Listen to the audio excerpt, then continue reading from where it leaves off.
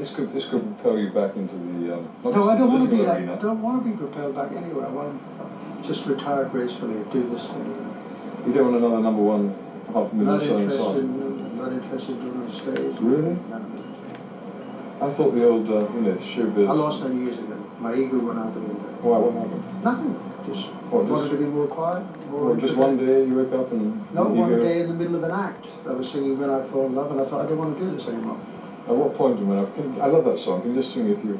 When I fall in love, there's a phone years ago. It must be one of your supporters, right? Just give the... Hello? Sorry. Hi, Dom. Listen to this. Ronnie Carroll's going to sing When I Fall in Love for you. Ronnie Carroll came twice fourth in Eurovision. It's my wife. Say hi to my wife, Shirley. Ronnie Carroll's very famous guy, standing with 50 seats. Ready? Shirley. You sing the song. Good evening, Shirley. Here you go. You caught us beautifully in the middle of filming, and I've got to sing a bit of When I Fall in Love, so you have to listen while they're filming. And I'll do a bit, and the moment I can feel that, you'll feel that way too. It's when I fall in love with you. There you go, Sharon.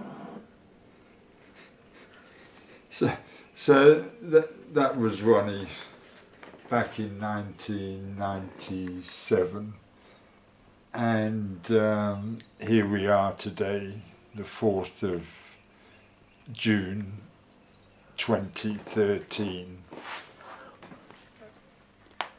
which makes it a 7-day, which is the Chariot, and the Chariot goes back to the magician, the number one, and the number one comes out of the zero, the fool, the joker, and the game is between the fool and the joker. And anyway, today a 7-day, the chariot of ire, may be relating to a call I did on BBC Radio London yesterday evening to a day that coincided with the 60th anniversary of the coronation, and it was quite a way out call, and it got an immediate indifferent response, which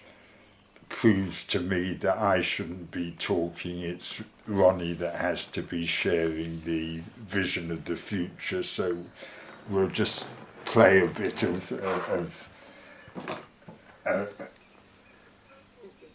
towards the end of this conversation.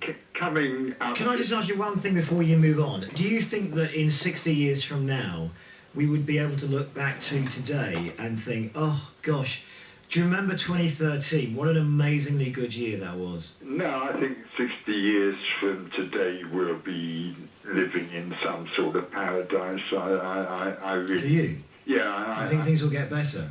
I'm sure they'll get better. They have to deteriorate the way they have deteriorated, but I'm super optimistic for the future, and not the far distant future either. Well, let's hope you're right. Well, yes. Seriously, let's hope you're right. Well, I'm quite convinced that the future is about people power, direct democracy, and an end to the party political nonsense, and people coming together and creating the best future they can collectively imagine creating. All right, look, we were also talking on the programme tonight about this rather disturbing state of affairs that appears to be beginning, another scandal brewing in the heart of our government. This is the lobbying scandal. It's something that David Cameron warned just before he came into power by saying it's the next big scandal. He was talking, of course, just after the expenses scandal had hit, and they're now talking about introducing a register of lobbyists, going to be published in the next couple of months. According to Downing Street, it's going to be also about party funding and changes to trade union rules. What do you make of this? And there are a couple of ways to make sure that there's no sleaze. One is to fund political parties, and there may be other clampdowns you can see. What would you do to clean up politics, George? I would just make our politicians redundant. They are our political servants. They're not going to tell us redundant that they're redundant.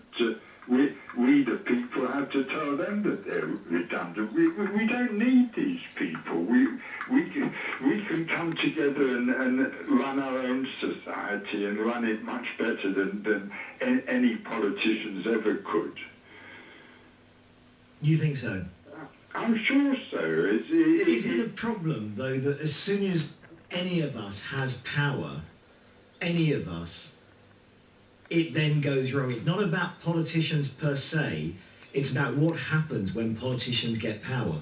Well, thinking on a futuristic level, I imagine that at some point we will create a virtual intelligence to look after all of us and look after all of our money and effectively run the world. We will create a God, if you like, in our image and imagine that God to be totally philanthropic and let that God be our Lovernment to replace government. Mm.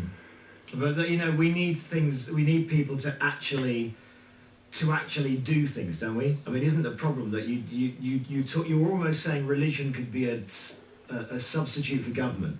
Is that what you're saying? No, I'm saying we could create a virtual intelligence to be as a loving God and look after all of us and pay us all the money every day so that we could all enjoy ourselves and live easily. Well, I'd hope you'd be right. Well, but I'm not entirely sure that there's... You see, what would be good to be able to see is, one, a logic that would prove that could potentially work, and B, any country anywhere around the world that has got anything better than we have here. Well, there shouldn't be any countries. I imagine... No. That's like saying I shouldn't have my house and you shouldn't have yours. Say that again? That's like saying I shouldn't have my home and you shouldn't have yours. No, everyone should have their home. Everyone should be comfortable. But then also we have to accept that there'll always be a requirement for different groups of people and different groups of countries, because you could never agree on which country will be the base. You know, where the rules will come from. I'm saying we'll get rid of countries. But you can't. How can you? The world will become intercity rather than international. Based on ours or based on another country's rules, regulations? Whose regulations do you have?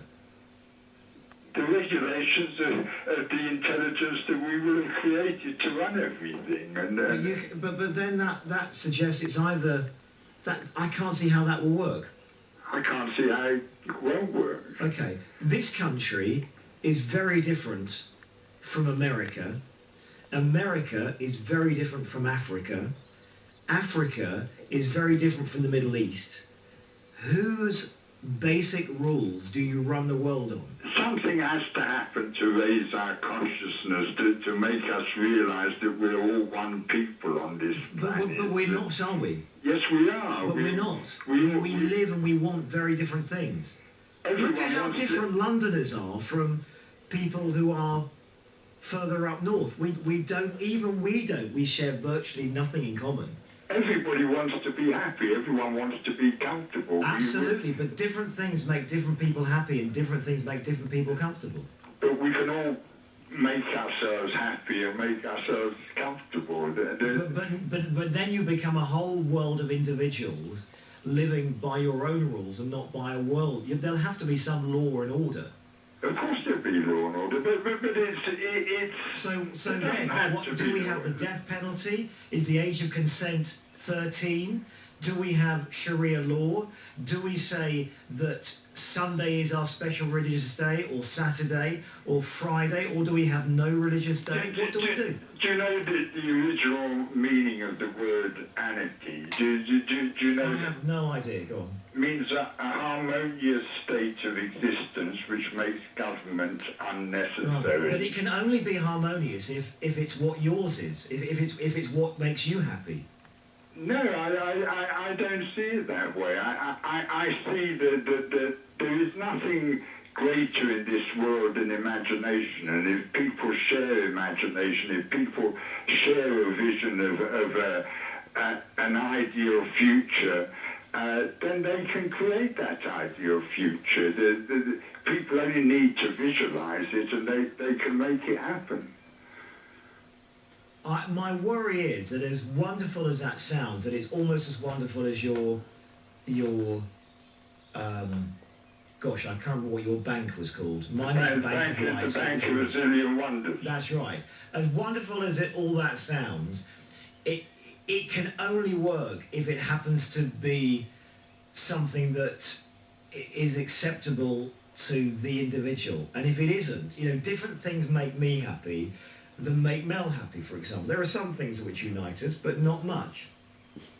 If they said, well, you're going to live the life that Mel lives because that's what makes him happy under those rules, that's how things will be, I wouldn't be happy. He would, but I wouldn't be. I really want you to have a look at something on YouTube, Simon. If you look at Ronnie Carroll, Carroll, 2020 Eurovision, and there's a vision of what Europe is going to be like in 2020, and if you can share that imagination, we can make it happen. I will have a go at seeing if I can find it, and I will also try and have a go overnight while all that information begins to filter through to see if I can understand it. But I love the prospect that you think it actually could potentially be right. Thank you, George. 0207 224 2000. Dennis is in East Ham. Evening to you, Dennis, or should I say morning? That has to be one of the most, one of the best conversations I've heard for a long time between yourself and Rainbow George. Because there's points in that conversation I thought to myself, you know what, this is utter ridiculous, this is utterly insane what I'm hearing. But at the same time, are you Simon humouring him, or are you just being a radio presenter, or are you being genuine? I'm trying to figure that out. I'm trying to figure out. Do you want to know? Yeah, honestly. No, do you want to know though? Yeah, go on. I wasn't humouring him. I was interested in the firm, because I'm fascinated at people's sometimes firm belief that some things are possible that I see as impossible. And I don't believe he's winding me up, because he's spoken about similar, pretty dreamlike things before. And on that basis, I can only imagine he's telling the truth of how he feels, and I don't understand how he can think that that could ever be possible. Sure. Please. To bend it there. I'll try to